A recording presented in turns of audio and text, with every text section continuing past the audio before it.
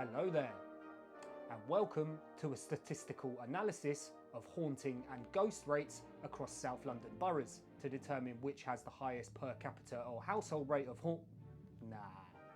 that. It's Halloween. Time to eat some sweets, support your local boozer, and get some bone-chilling Croydon ghost stories straight down your gullet. This is the Cronx Watch Halloween special.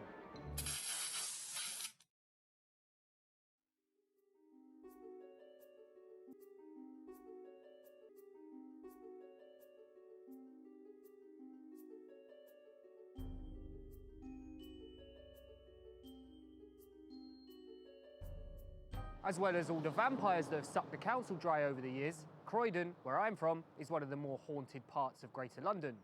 It is also one of the unhappiest boroughs as well, but we've already covered that in another video.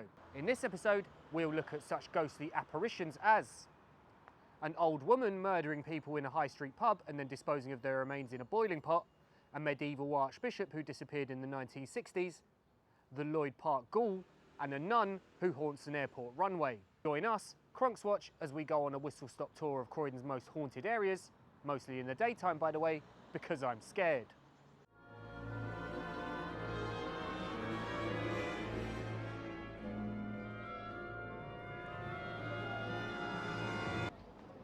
Our first bone-chilling ghost story regards the entirely forgotten problem of a maniacal old woman in a Croydon pub. This building here used to serve pints from around 1497 until, well, I'm not sure when. It was hard to find. But if you know when the George and Dragon closed down sometime in the 20th century, let me know in the comments. Anyway, in the early 2000s, it became a NatWest bank. But in the early 1800s, much like many pubs around Croydon today, it had a rather macabre reputation. The George Inn was said to be haunted by the ghost of an old woman who used to be the proprietor. She would kill lonesome travellers that passed by visiting the inn and then boil their bodies in a pot to dispose of their evidence. Mother Hot Water, as she was known, or potentially a woman with the surname Atwater, was the alleged culprit.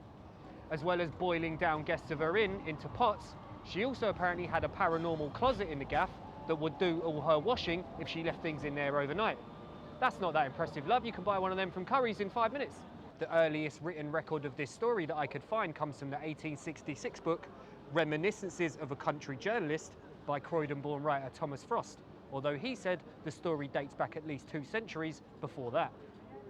George Street consisted entirely of private houses, with the exception of the still existing Veterinary Forge and the Draper's Shop at the southwestern corner, which had the reputation of being haunted, a belief which arose from the fact it had formerly been an inn, and that a century or more ago several travellers and pedlars were known to have been entertained in the house and were never seen afterwards. They were supposed to have been murdered by the people of the inn, which was thereupon believed to be haunted by their troubled spirits. Interestingly, one legend about old Mother Hot Water said that she would return to haunt the residents of Croydon once every 100 years after her death. As we don't know when she died, or if she died at all, that could be any time soon.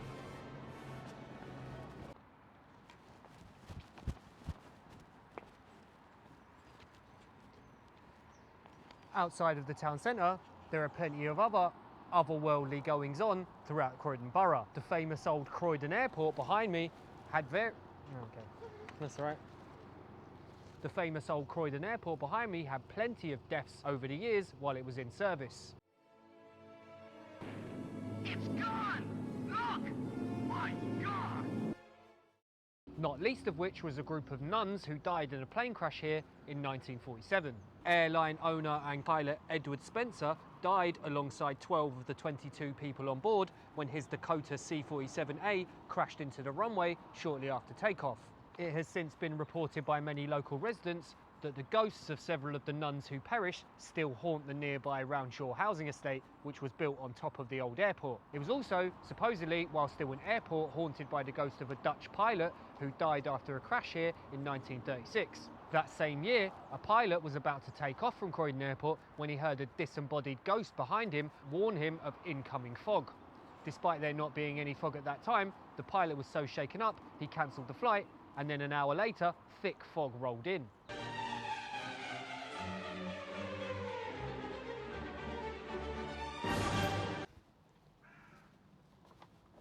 Elsewhere in the town centre, the area around Croydon Minster is today quite suspect at night for a different reason, but in the 1960s it was supposedly haunted, which is not surprising seeing as no less than 6 Archbishops of Canterbury are buried here. One of them, Gilbert Sheldon, was ostentatiously entombed inside in 1677. However, in 1863 a fire seriously damaged his resting place and it wasn't repaired until 1960. Over that time, several dozen people reported seeing Sheldon's ghost wandering around the premises late at night. Bazinga! To be honest, I'd be pissed too if I was given a fancy public artwork to commemorate my death and then it burned down and no one bothered to fix it for 90 years. Sounds like the people running Croydon haven't changed much, eh?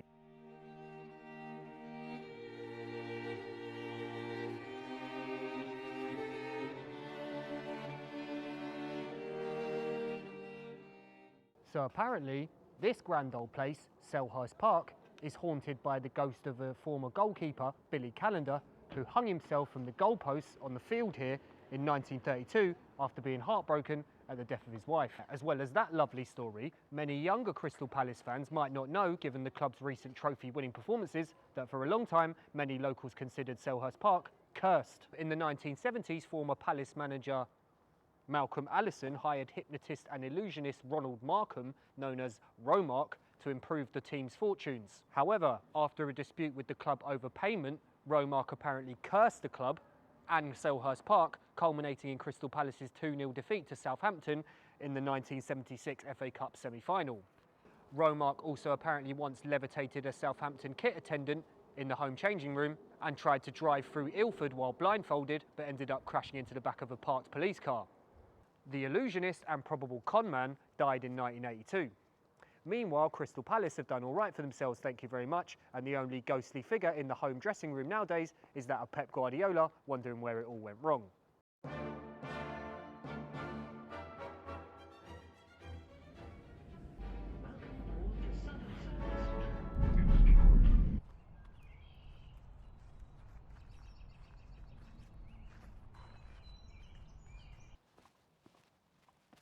This park might look very nice today, but it was once a train station.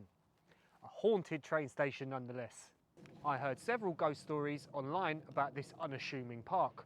Apparently it has a cold atmosphere. Sounds about right. Is it true what you're reading now? Yeah, I'm listening, sorry. that's right. Anyway, some people think that the ghost that haunts this park is the spirit of a railway worker who died in a boiler explosion somewhere around this very site around 150 years ago. So, these have been some suitably spooky ghost stories straight out of Croydon town. We didn't get time for the Lloyd Park Ghoul, which sounds like a few people I know, the story of the man who buried his wife somewhere in Addington Woods and then forgot where it was, or many of the locally haunted boozers that may or may not be market employees. But we still got through a lot of hauntings, hangings, crashings and boiling pots, didn't we? Hope you all have a suitably wicked Halloween, and we'll be back soon with some more current but possibly just as ghoulish local news for you. And in the meantime, keep watching the Cronx.